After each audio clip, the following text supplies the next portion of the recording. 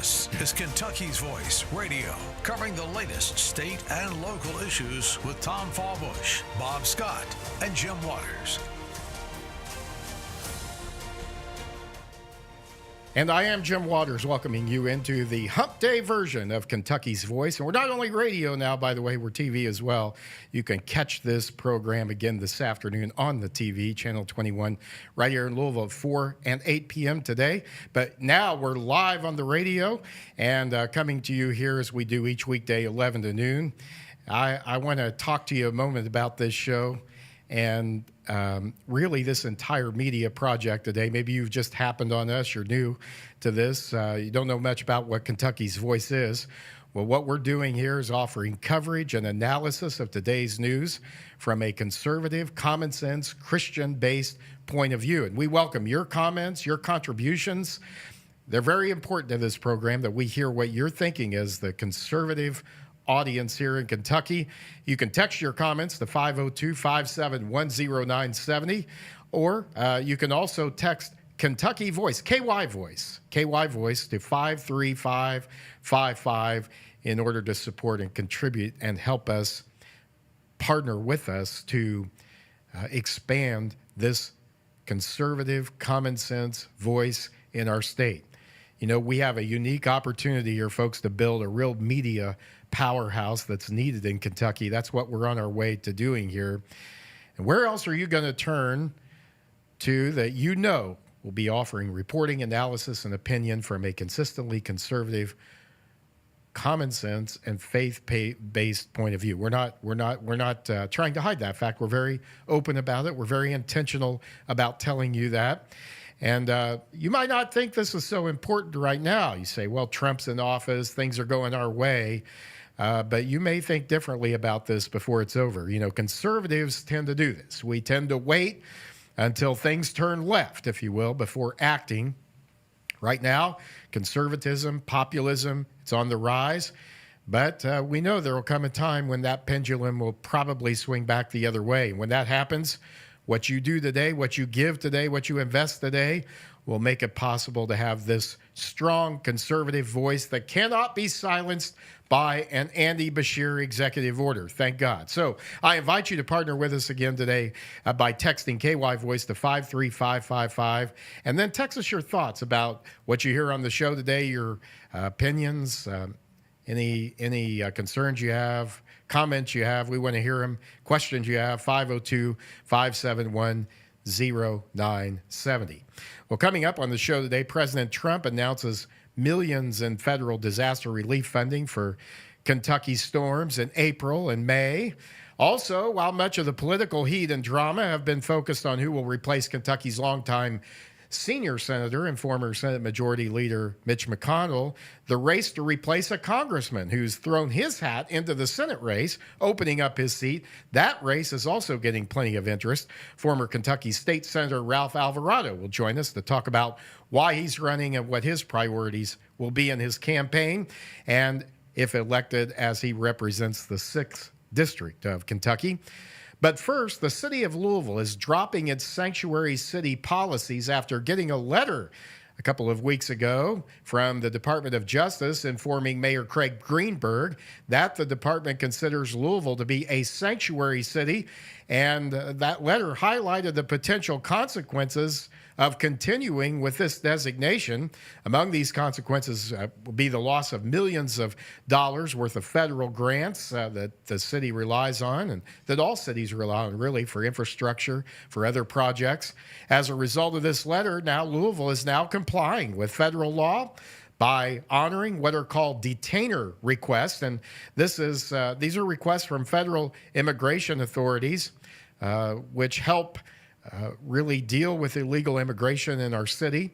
The city is promising that the Louisville Metro Department of Corrections will notify U.S. Immigration and Custom Enforcement agents, ICE agents, before releasing an inmate who's in the country illegally, and that they will maintain custody of that illegal immigrant for a period of at least or up to 48 hours.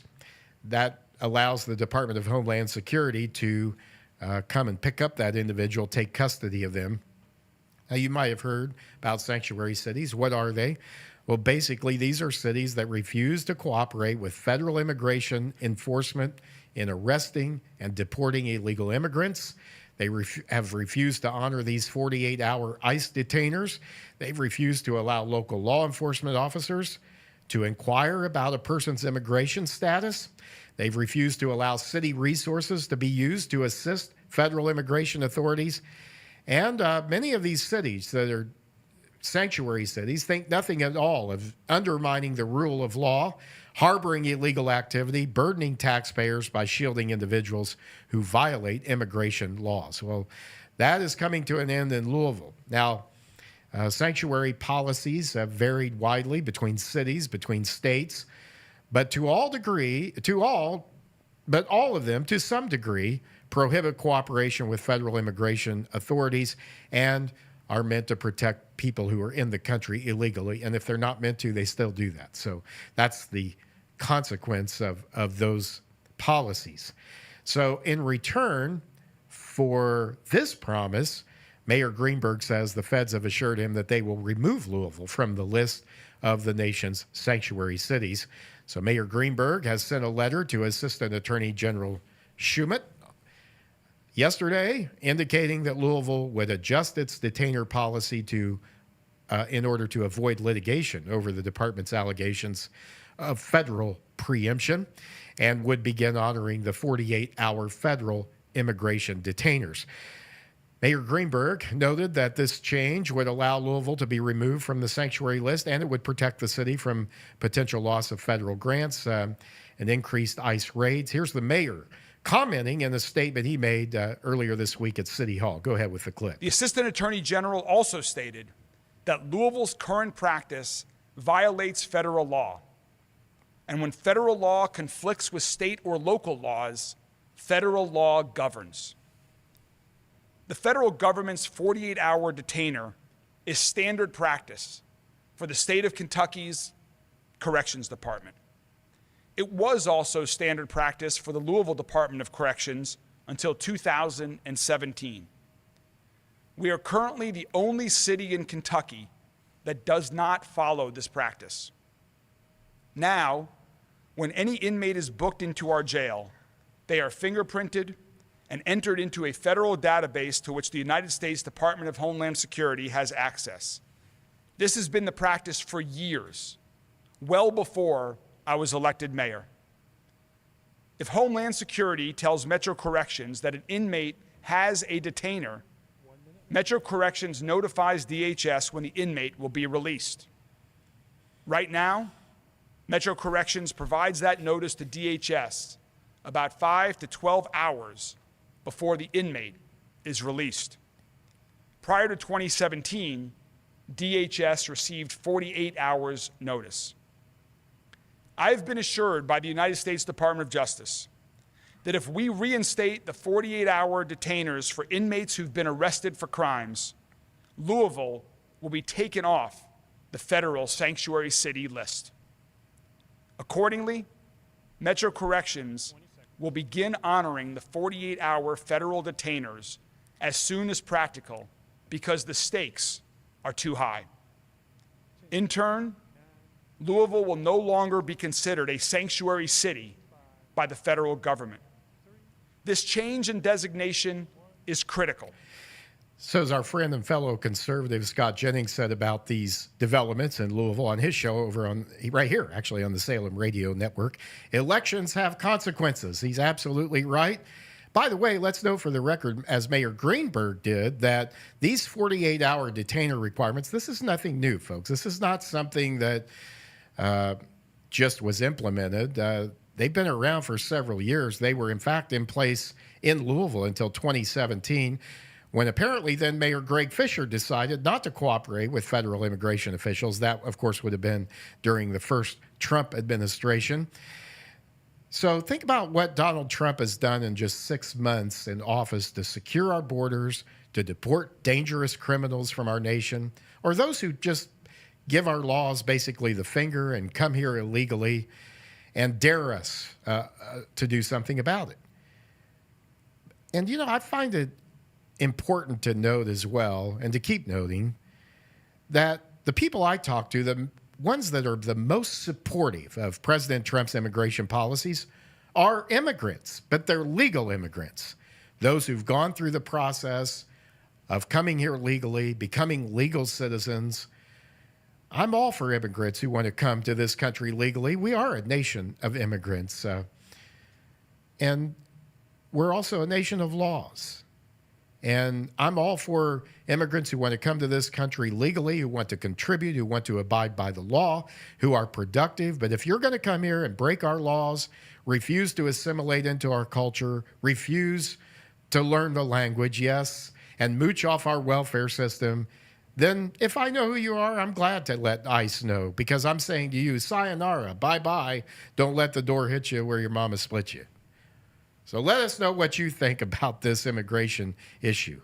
You know, and it's time for us to acknowledge there's a big difference between folks who come here legally and those who come illegally and who use up our resources, take jobs, and we can have that debate. We should have it. But let us know what you think. 502-571-0970. Let us know where you stand. And also text us your support, KY Voice, to 53555. Support us in our efforts here to build a statewide conservative media powerhouse. What do you think about the immigration issue? What do you think about Louisville now going to be removed from the list of sanctuary cities? It's a positive thing? I think it is. Let's hear from you. Coming up, one of the most watched political races in the country will be in Kentucky's 6th congressional district. Former state senator Dr. Ralph Alvarado has announced his candidacy for that seat, which is currently held by Representative Andy Barr, who's running for the U.S. Senate.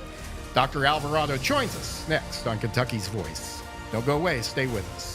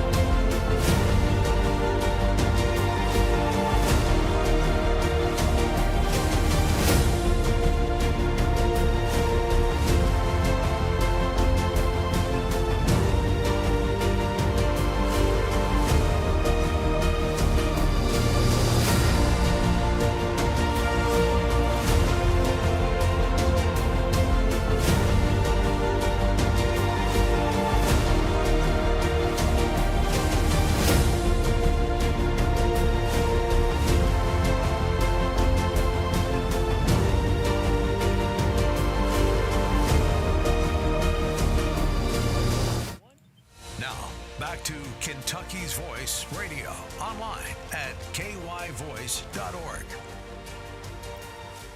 Welcome back to Kentucky's Voice. It's Hump Day. That's the good news here. We got all kinds of good news, including the race for the 6th district congressional seat, which represents much of central Kentucky in the House of Representatives, the U.S. House of Representatives. That's garnering a lot of interest. Congressman Andy Barr, who has held the seat for more than a dozen years, has announced he's running to replace outgoing U.S. Senator Mitch McConnell, who's not running for re-election. So that means we have a vacancy there for the 6th district congressional seat. 6 candidates have announced their bids, 3 Republicans and 3 Democrats. The latest Republican to announce his candidacy is former state senator, physician, and a former candidate for lieutenant governor. And I will say it, an all around good guy, Dr. Ralph Alvarado. Dr. Alvarado, thanks for joining us today. We appreciate your time. In 2014, you became the first Hispanic Kentuckian elected to the General Assembly. We have a lot of conservative Hispanics who watch this program, and I know they're going to be inspired by your presence in this race and by what you have to say. And then you were the first Hispanic to speak at the Republican National Convention, which happened in 2016 during President Donald Trump's first campaign. And then in 2022, you were hired by Tennessee Governor Bill Lee to become the volunteer state's health commissioner, a position that you just recently resigned to come back and represent Kentucky in Congress. And I'm going to ask you this because it's bound to come up during the campaign. Some might say, make up your mind. Which state are you in? Which state do you want to be in? And what's going on with that?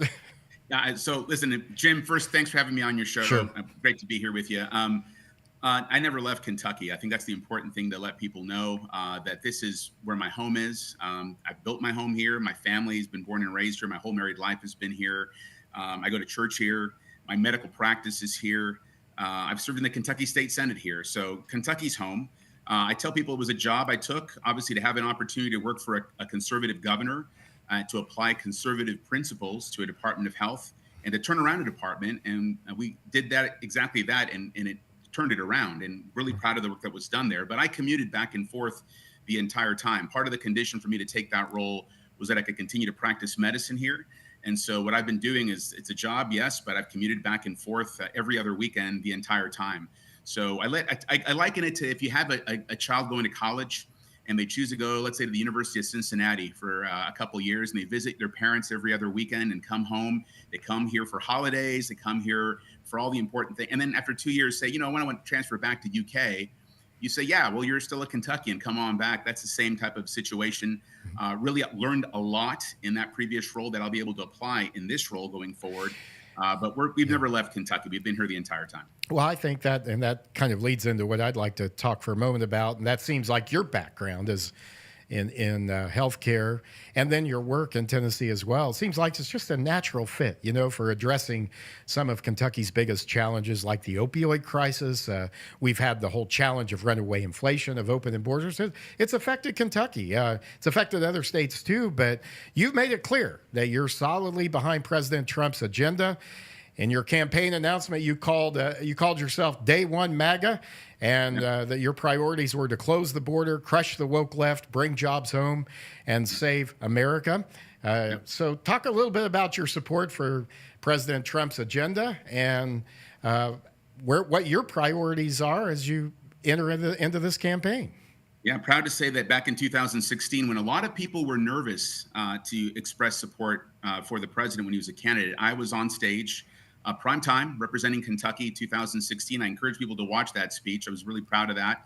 I was a delegate in 2016 and in 2020, both times voting for President Trump to be the nominee and to be the president. And so back when people were scared to do that, I was not. I stood forward. I supported him. I've been loyal. Knowing that America first is really Kentucky first. And a lot of my speech that I gave during that time was about placing America first as well. Really, the president needs allies right now. We're in a time of disruption. I think a lot of people are unhappy with how government's been run and where it's gotten to. And really, for me, it's about supporting the president's agenda. In terms of trying to boost the economy right now. He's wanting to do that. He's got plans for that. We have to have allies for him to be able to get that economy moving. Secondly, it's about the border. It's the fact that it's been a disaster with an open border for the last 4 years. My parents were immigrants to this country, legal immigrants. And you're exactly right in your comments earlier that immigrants come to this country for law and order. They like things to be, aligned, that they can trust law enforcement, they can trust government. That doesn't happen in their home countries. And when they come here for that and see others taking advantage of it, they don't like it. We need to make sure that our borders are secure and that we uphold our immigration laws.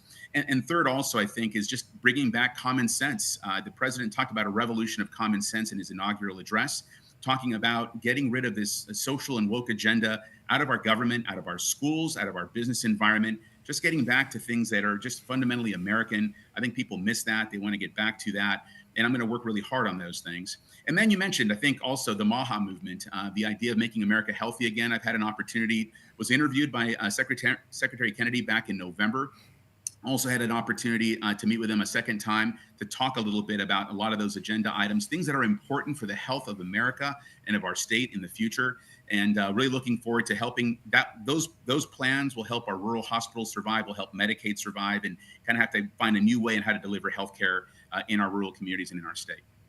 We're speaking with former Kentucky State Senator Dr. Ralph Alvarado from Winchester, Kentucky, who is running to represent the 6th District of our Commonwealth in the U.S. House of Representatives.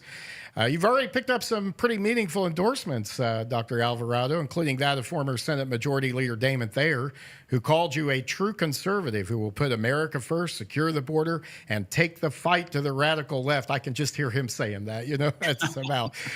He said he's tough, tested, and ready to win. That's a great endorsement. That's not the biggest one, though, is it, in this race? What are your chances of gaining the president's public support? Do you think he'll weigh in on the primary here? We've had a chance to meet with the White House Office of Political Affairs, a lot of the RNC, obviously, NRCC, a lot of those groups up in D.C. prior to taking on this race. I know that they're very enthused. Our meetings went very, very well. I did ask for the president's endorsement. I think in the past, he's been quick to give that. And unfortunately, other candidates have often not worked very hard, haven't fundraised.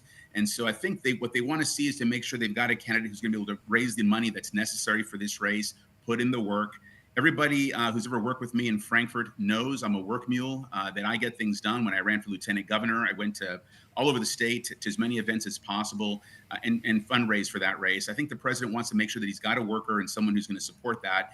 I think we're going to be the ones who will raise the most funds in this race. We'll be the ones who will be working the hardest in this race. And once he sees that product, I think we'll likely to get that endorsement. We're hoping to get it at least, but we've asked for it. And we know that's very important. Yeah, healthcare is such a huge issue here in Kentucky. We've got a couple of minutes left in this segment. We can talk about Medicaid a little more in the next segment, maybe. But just in general, our state just tends to rank poorly in really important health categories like obesity, like diabetes. We mentioned before the opioid addiction. And then, we have such a diverse state in terms of very urban areas, very rural areas, and rural areas where hospitals and healthcare provision just is not as plentiful or they're struggling. How do you see your experience as a doctor and a health commissioner?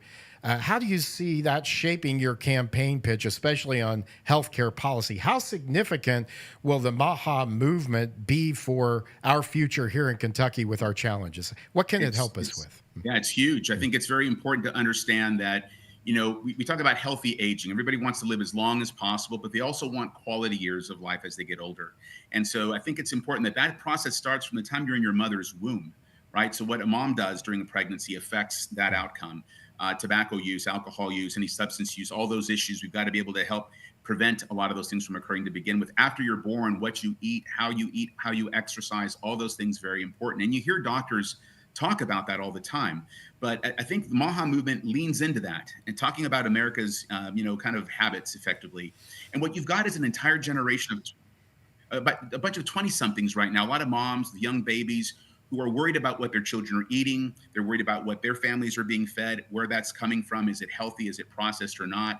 You've got an entire generation on social media talking about processed foods, where they come from. I think the more you focus on that and you get young moms teaching their families and their babies healthy habits, I think you're going to start seeing major benefits in about 20 or 30 years. We're going to take a quick break. Stay tuned for part 2 of our conversation with Dr. Ralph Alvarado, who's running for 6th District Congressman on Kentucky's Voice. We'll talk more health care. What should we do about Medicaid and education and other pressing issues? Don't go away. Stay with us here on Kentucky's Voice. Thanks for being with us today.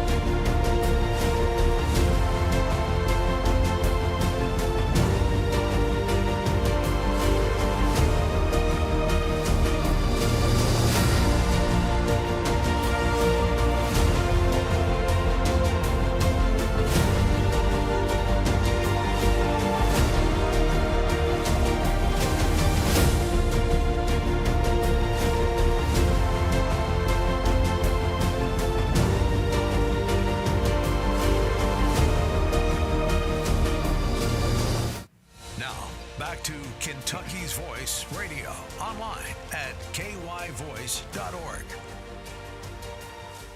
And we'd like to hear from you today, 502-571-0970. What are your concerns here? And do you have some thoughts about the MAHA movement, about Dr. Alvarado, who's joining us, Dr. Ralph Alvarado, who's campaigning to represent Kentucky's 6th District in Congress. And Dr. Alvarado, we appreciate your time today. Do we need to think differently and more innovatively about how we provide health care, especially in these rural areas? You know, for example, we have some real barriers that discourage new providers and more nimble approaches, more creative approaches to healthcare. One of those is certificate of need requirements. During last year's legislative session, you know, the General Assembly did pass a CON repeal for freestanding birthing centers, meaning that Kentucky mothers who don't want to have their babies in the hospital can go, they don't have to go to Indiana anymore, basically, is what that means, in order to give birth at a birthing center. Many of us, including the Bluegrass Institute, the Americans for Prosperity, would like to push for more repeals so that perhaps smaller providers could begin providing services, particularly in these rural and underserved areas. I know this isn't just a problem in Kentucky. If you're in Congress, of course, you're going to be able to maybe do something about this. How important is it to remove these barriers, and what can you do? It's a touchy topic, as you know, CON. I mean, a lot of it, people who adhere to free market principles and believe in that, it makes sense to them. The difficult part of it is always that healthcare is not a free market system. I mean, there's EMTALA requirements in a free market system. You know, if you went to an ER in some countries, they ask you, can you pay? You might have an emergency. And if you don't have the money to pay, sorry, if I have time, I'll deal with it. Here in America, we don't do that, right? And doctors ethically don't do that. If you have an emergency, they're going to treat you. They're going to handle the situation and the concern. So it puts a bit of a twist on the entire thing. But you do want to have an incentive. And in some states, they do have less barriers than others on CON and certificate of need. I've often thought about tying that into quality outcomes. If you have a facility in a rural area whose quality measures are not good, perhaps you tie in CON to say, hey, if you're allowed to have effectively a monopoly in the county to provide health care, but your quality measures drop after a certain period of time, then you open it up and allow free competition. Mm-hmm. It will require those facilities to maintain a certain level of quality. The hard part, I think, globally for the country is that we have, back in 1980, we were spending half of what we're spending right now in terms of healthcare, and our outcomes are about the same. So you're spending almost double without improved outcomes. Mm-hmm. And that becomes a concern. And you have to ask the question, why is that? Some would argue it's government intervention and government regulation. Some would argue it's insurance, or maybe all of the above. Mm-hmm. And it makes it more difficult. You know that our providers are operating under less margin. And so it makes it much more difficult. And states are really bound by a lot of federal rules. In my previous role, what I've learned is that the grant system that's provided by the federal government, I could do a lot more if I had, no restrictions or had, strings removed from the federal government and using those funds. In a state, we were able to replace federal funds with state funds for HIV prevention, for example. I got 50% more tests, 50% more things done using state dollars instead of federal dollars because of those restrictions. Mm-hmm. And when I've advocated for that removal of that to Secretary Kennedy, for example, he's in agreement. The problem is typically that in Congress, we have red congressmen who don't trust blue states, blue congressmen who don't trust red states. And so they're not willing to allow federalism to approach where you can give the states the liberty to say, here's the money, you go ahead and run the program. They'll be more efficient with it. They know what to do in their state. I think we need to find some way to operate Medicaid in a block grant model. And we've got states who do that now.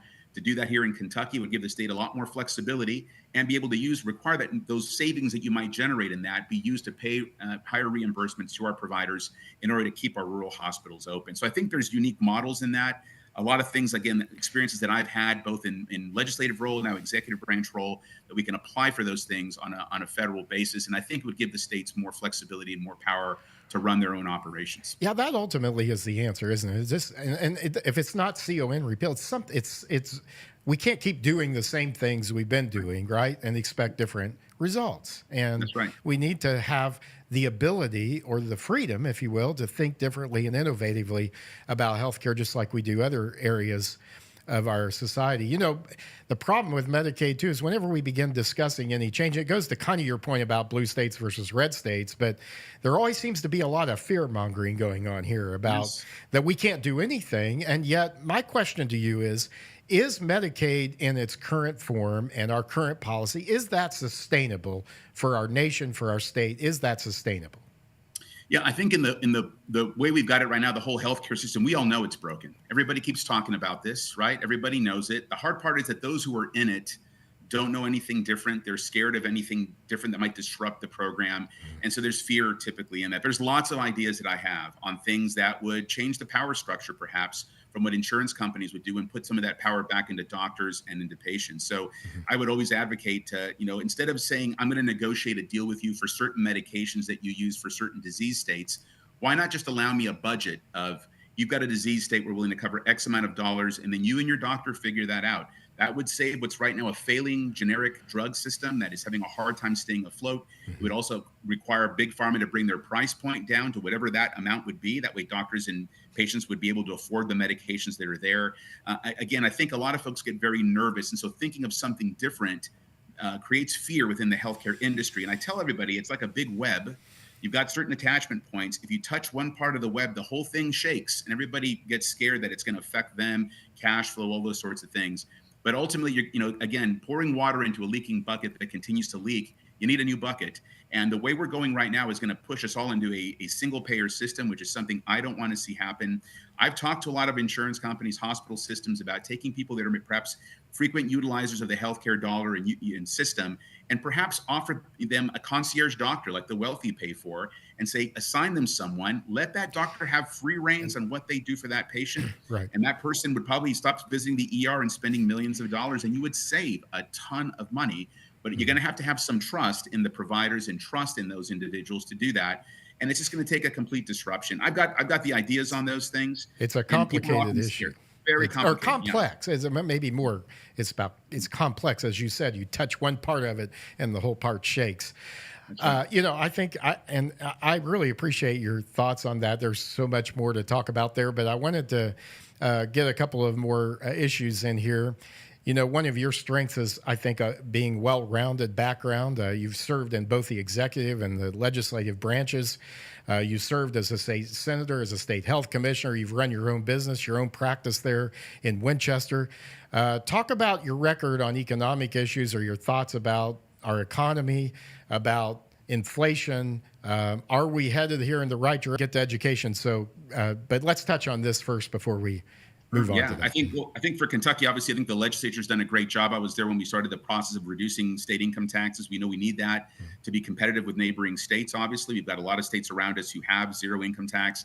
The closer we can get to that level, the better the state's going to be. We have to find ways to deregulate a lot of the government issues to attract businesses to come to Kentucky. I tell people we're centrally located. We're in a prime spot.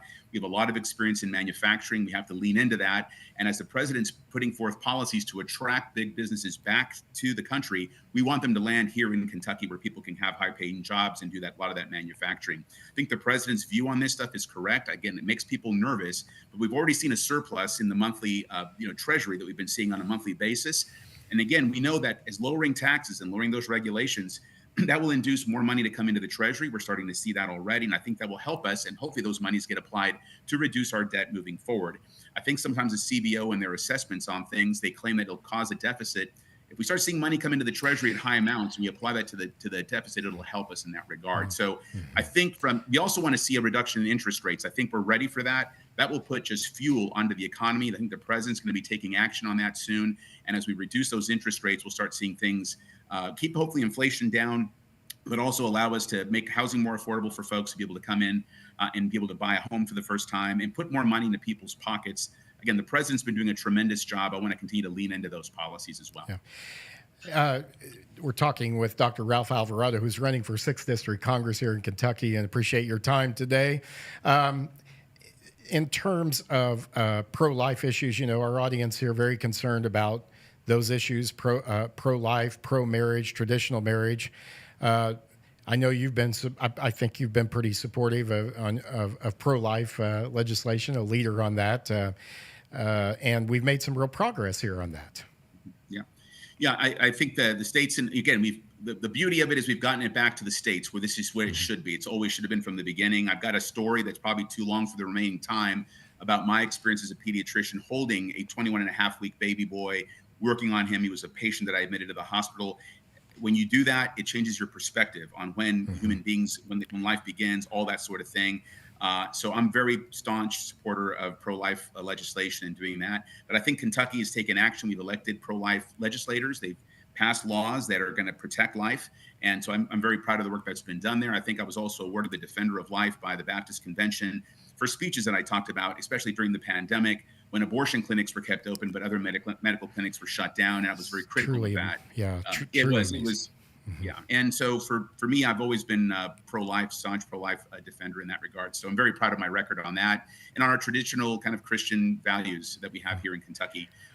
Always been a defender of those things. 502-571-0970. We're talking with Dr. Ralph Alvarado. And this off our Kentucky's Voice text line. Dr. Alvarado needs to run for governor in all caps, to help keep Kentucky conservative. So you have a fan listening in today, and that's great. Dr. Alvarado, since a campaign really is a job interview, let me ask you about how you would respond to the situation we have seen happening here in Congress, where basically the Speaker, Mike Johnson, he sent the members home early here for the traditional August break after some began clamoring for a vote on releasing the Epstein files. Johnson says he wants to let the administration do what it said it would do and is doing, but do it in its own way and its own time. Do you agree with that? I mean, I think I think people want to know. I believe in government transparency. I do believe in that. And I think I don't know what's in those files. Most people want to know. And the longer people don't know what's in them, the more they want to know a lot of times.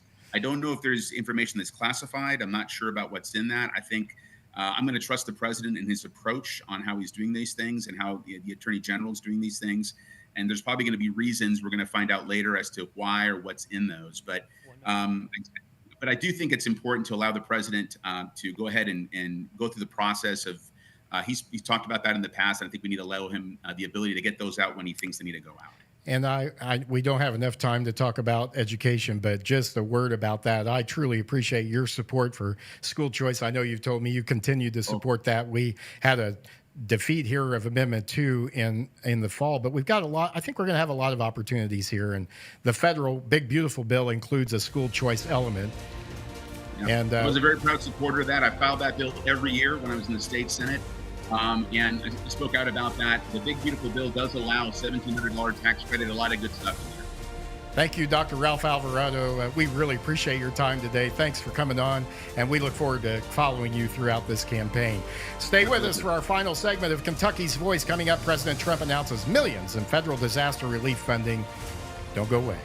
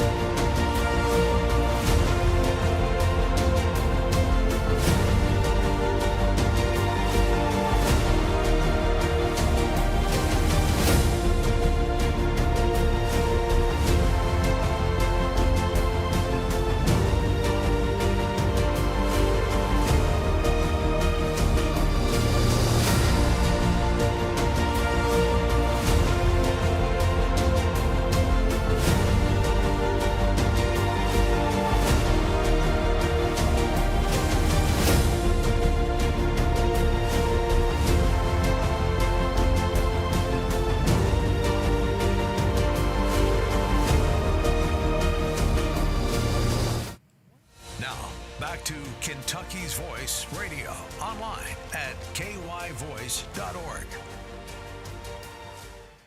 And we're back for our final segment of Kentucky's Voice today. Thanks for joining us today here. We're here each weekday, 11 to noon. Jim Waters in with you, as I am on most Wednesdays, and we'd love to hear from you. 502-571-0970 is our Kentucky's Voice text line. And this off the text line, a clarification, says the texter. One comment made yesterday by Andrew, that would be Andrew Cooperrider, our host, that a water truck hit a protester at Broadway during the protest.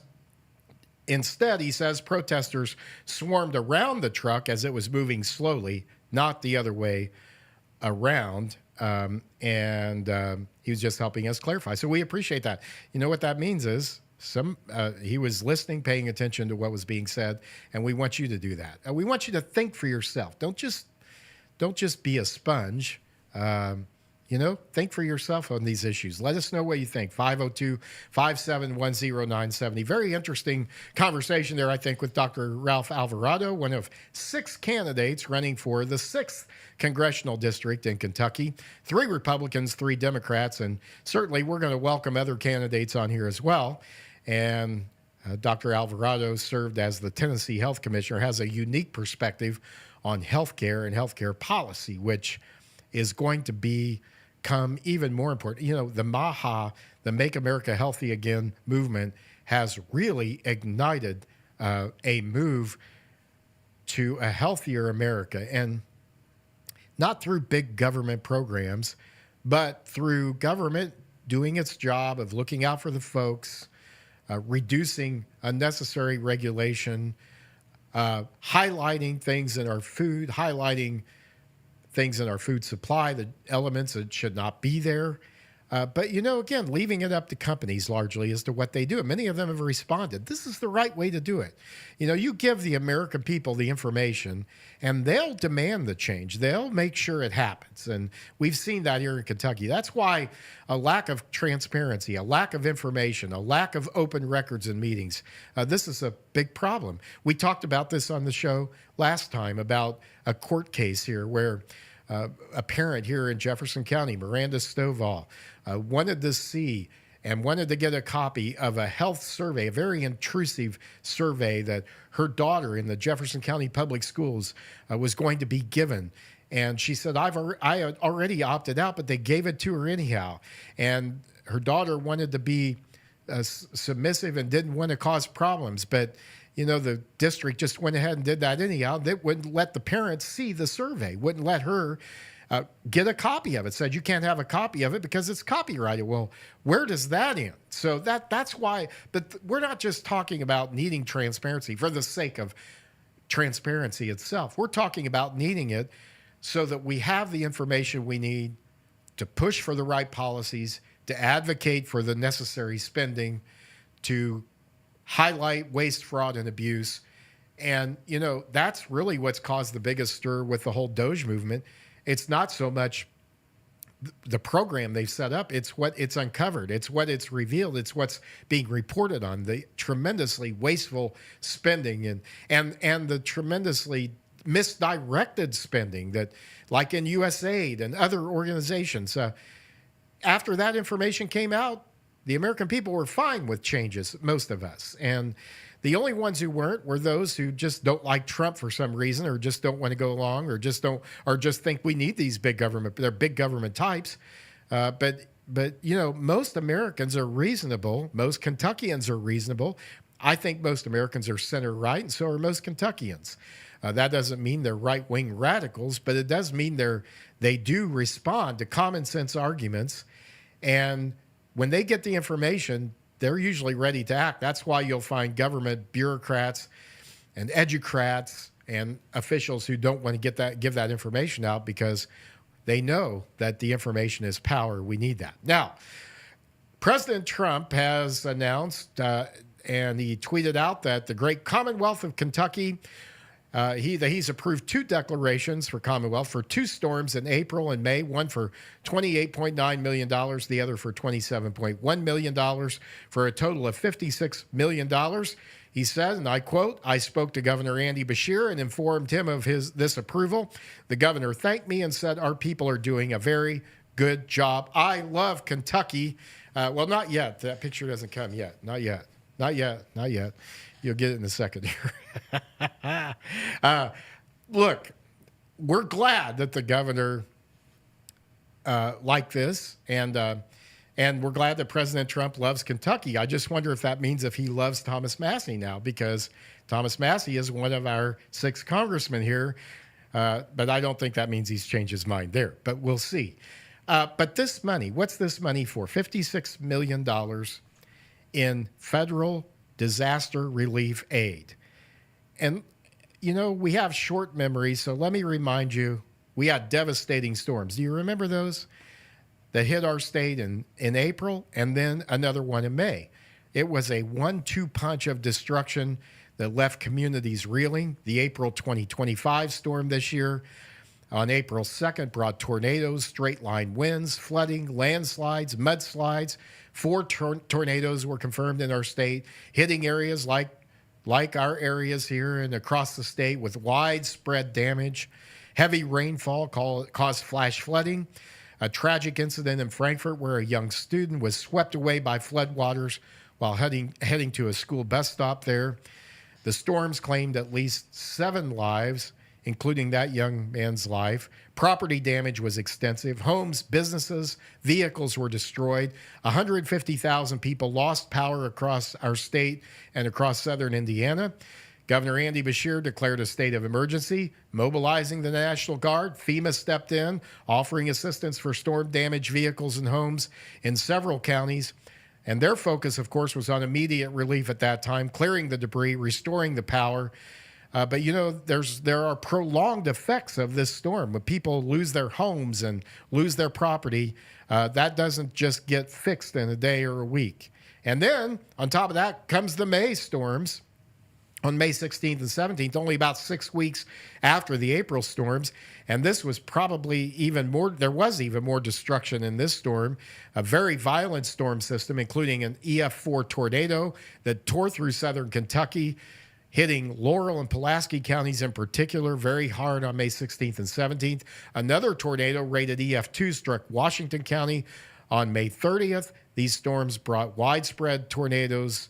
They leveled neighborhoods. They destroyed infrastructure. The May storms were deadly, or at least 28 fatalities reported across Kentucky, Missouri, and Virginia. In Kentucky alone, 19 deaths were confirmed, 17 in Laurel County. Very tragic situation. Again, a state of emergency declared by Governor Beshear. Kentucky's been hammered by extreme weather with over 50 deaths from storms and flooding in the last few years. So this $56 million in disaster relief funding will help. It will help with public assistance, individual assistance, disaster recovery centers. It will help with economic support like disaster unemployment assistance, workers who lost their jobs due to the storms, those who are helping maintain local economies in hard-hit areas like Laurel County. This will be used for help. Now, how to access help? You can apply at disasterassistance.gov. Via the FEMA app. You can download the FEMA app. Just go to your Play Store if you have a Google smartphone and download the FEMA app, or you can just call 800-621-3362. You can contact local governments for debris removal contracts. You can call the Kentucky Business Emergency Operations Center. That number is 502-607-6811. Now the question becomes, will this require a special session of the legislature? Now, our state constitution requires the governor to issue calls for a special session and to determine the agenda. In this case, it would be, is there additional disaster relief funding needed on top of what the president has promised? But the problem is this administration has not worked with the legislature. Now you can put that up. He has not had a good working relationship with the General Assembly. He's acted in unilateral fashion. We saw that, of course, during COVID in particular. He's not done a very good job of updating the legislature on how the administration is using the disaster relief funds that were already made available to them. And he certainly has not, as one a senior senator told me, has not made the case for a special legislative session. A special legislative session costs millions of dollars on a daily, millions of dollars to hold, hundreds of thousands of dollars, if not millions, on a daily basis. So this is a cost to taxpayers, and there needs to be a good case made. The governor needs to call it, and he has to decide the agenda, and the agenda must not go beyond whatever the agenda is on the call. So he determines the agenda, and the legislators are limited to addressing only what's on that agenda. So I think it appears that with this $56 million, that hopefully legislators will and the governor will get together on this. I know the legislators have tried to work with this governor, but he has not done a very good job. That's his lowest grade, in my view, is his work with the legislature. You got to do it. You got to do it. We have 3 branches of government for a reason, and he has not done that. So I think we should save the taxpayers their hard-earned dollars. If we need to spend additional money on disaster relief, let's do it when the legislature comes back into session. This is going to be a budget session, so they can open up the budget. They can spend dollars if they need to from our rainy day fund. That's what it's for. But we don't need to waste taxpayer dollars with a special session unless it's absolutely necessary. And with $56 million now coming our way, I'm not convinced it is. I don't think the case has been made. And finally today, KET, you remember we brought you this story last week about how public broadcasting has had their funding cut by the Trump administration and by the DOJ-related cuts. And so as a result of that, KET, the Kentucky Educational Television Network, had said they would not cover the Fancy Farm political picnic this year, kind of the unofficial kickoff of the political season here in Kentucky, something that KET has done for years. But now that's not the case, because they will be able to cover the St. Jerome Parish picnic and Fancy Farm after previously believing they could not because of federal budget cuts. And that's because the Kentucky Chamber of Commerce has offered to sponsor the public television coverage of Fancy Farm's political picnic, known for its tasty barbecue and rough and tumble political speeches, as the Herald Leader puts it. And the statement from Shay Hopkins says, "We're grateful to the Kentucky Chamber, a longtime corporate partner and supporter of KET, for helping us." So that's the way it should happen, folks. Should be sponsors, and those who want to see it happen should help make it happen. Taxpayers should not be forced to fund television programs. I love KET, but let it be done other ways. Thanks for joining us today on Kentucky's Voice. You have a great rest of the day now, and God bless.